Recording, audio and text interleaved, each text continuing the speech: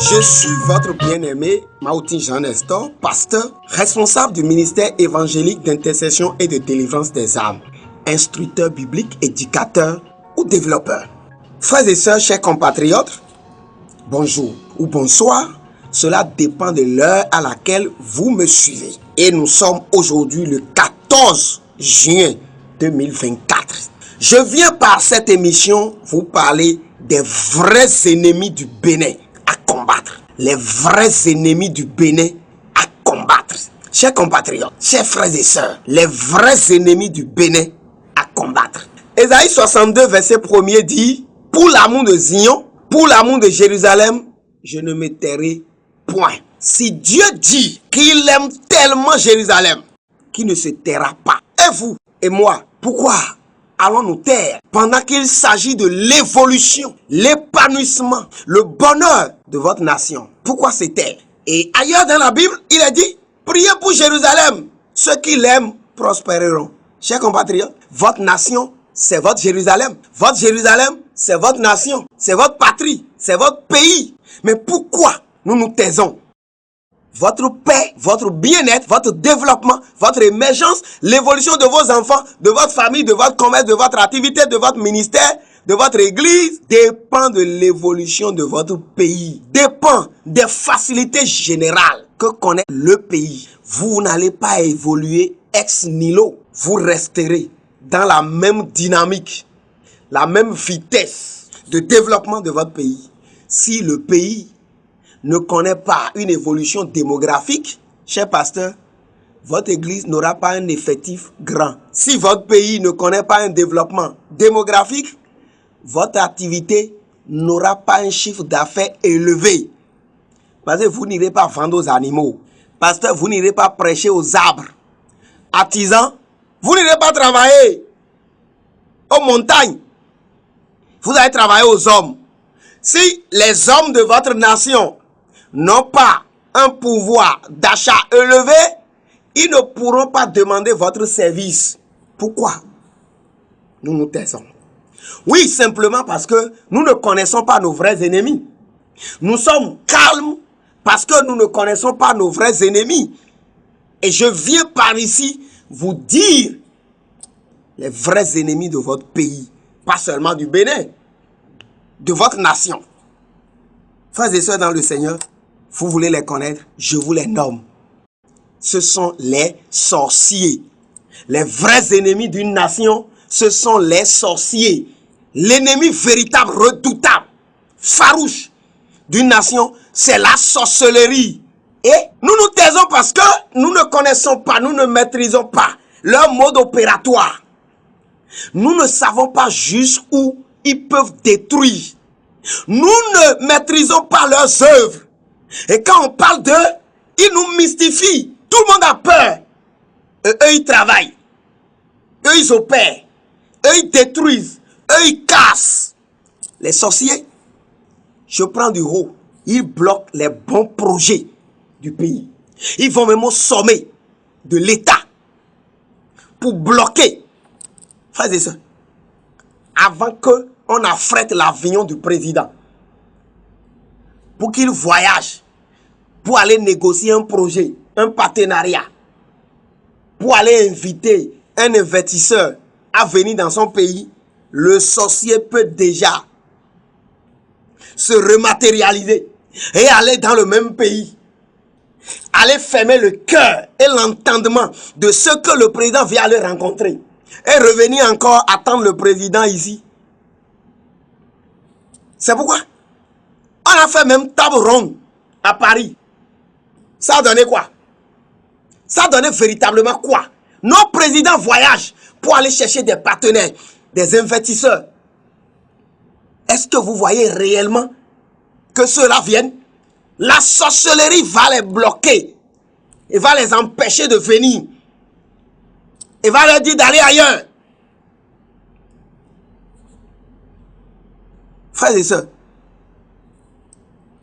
sans oublier les projets de développement communautaire, électrification, eau potable quelque part, école, centre de santé, hôpital, routes, ponts.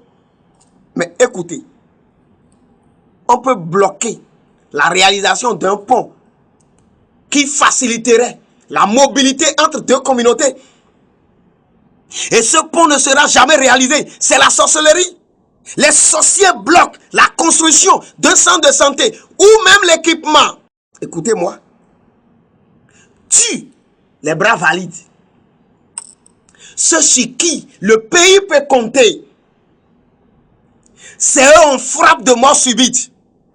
S'il a une entreprise, il emploie 15 personnes, 20 personnes. On le tue, il meurt subitement.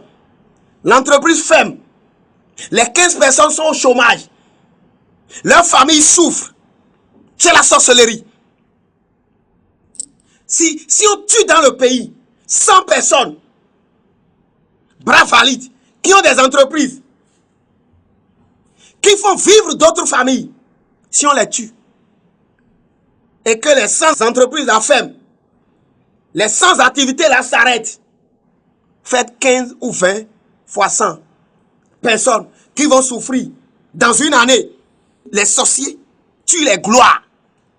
Les enfants qui devaient amener la gloire dans la famille, par leur succès, par leur émergence, par leur évolution, c'est eux les sorciers tuent.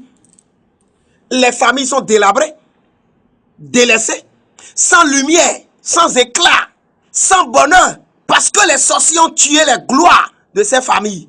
Ceux qui allaient devenir professeurs d'université, professeurs de droit, juristes de haut niveau, médecins spécialisés, experts, comptables, hommes de métier, avérés, et qui allaient faire la gloire, la fierté de la famille. C'est eux, les sorciers tuent. Les sorciers éteignent les étoiles.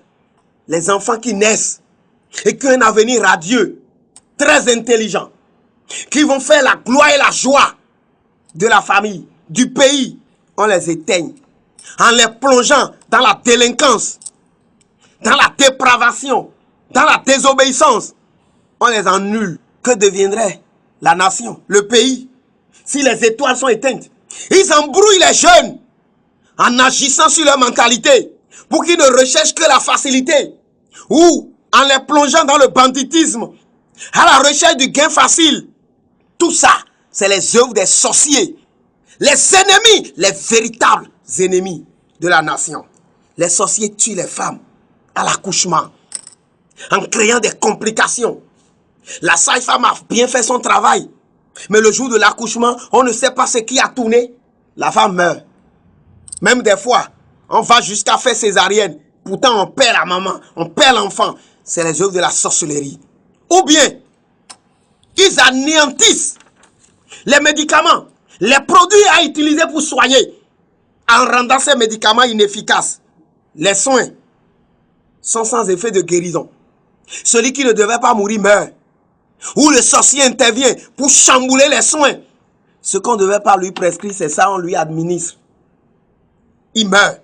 Les sorciers, les vrais ennemis, ils assiègent la finance de la nation en créant des problèmes aux commerçants, aux hommes d'affaires, aux entreprises. On plonge les gens dans l'endettement. On endette les gens. Les marchandises sont détruites. La mévente s'installe. La sorcellerie endeuille les familles. Il faut échouer les enfants aux examens, au concours. La sorcellerie, les sorciers créent des accidents pour verser le sang des innocents. Oh, il y a accident ici. Tel véhicule a raté son freinage. Incendie. C'est les œuvres de la sorcellerie. C'est les sorciers, les vrais ennemis de la nation. Ils cassent les foyers en séparant les conjoints. Ceux qui se sont aimés, se sont mis ensemble, qui ont le désir ardent de vivre ensemble, de partager leur amour, leur affection. La sorcellerie rentre, les sépare. Les enfants souffrent. On les met dos à dos. Ils embrouillent les autorités dans la prise des décisions. Les désorientent. Ou des fois même, ils tuent.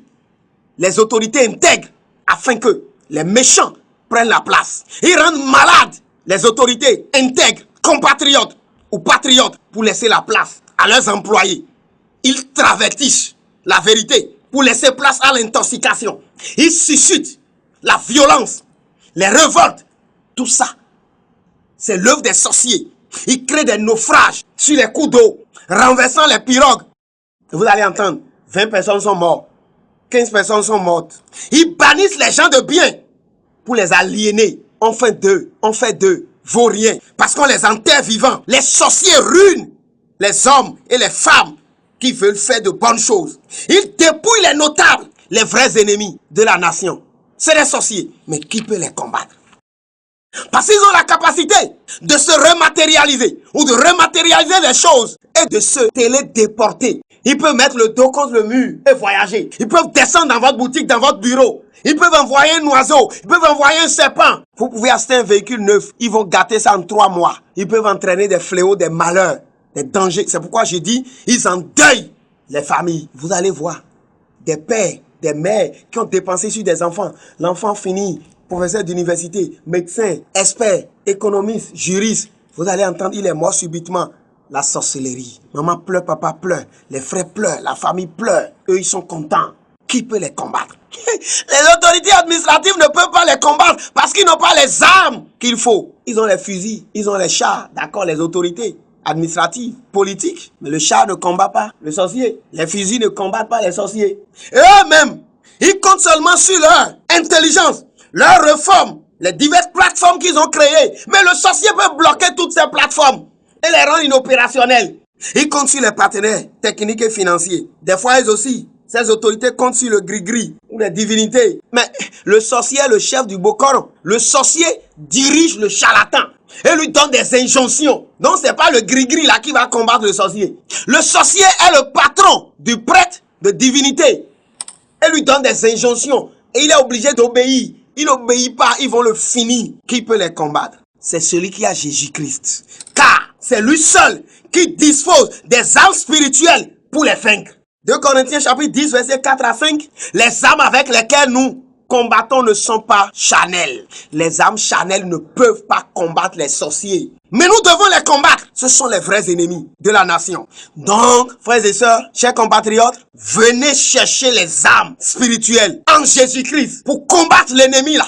L'ennemi commun, l'ennemi farouche, l'ennemi redoutable qu'est la sorcellerie. Nous les avons vaincus par le sang de l'agneau, le sang de Jésus-Christ. Venez, vous plongez dans ce sang. Venez chercher les armes spirituelles en Jésus-Christ pour vaincre la sorcellerie. Chers Béninois, ne vous taisez pas. Ce pays doit émerger. Votre famille doit se développer. Les enfants doivent évoluer. Nous avons les armes en Jésus-Christ. Combattre la sorcellerie pour permettre à la famille d'émerger, au pays d'émerger. Que mon Dieu, mon Seigneur Jésus-Christ, le Saint-Esprit, mon guide, vous visite et vous explique ce message et que la puissance de Dieu descende pour combattre la sorcellerie dans cette nation et que le pays, notre nation, le cher pays Bénin émerge au nom de Jésus-Christ de Nazareth. Amen.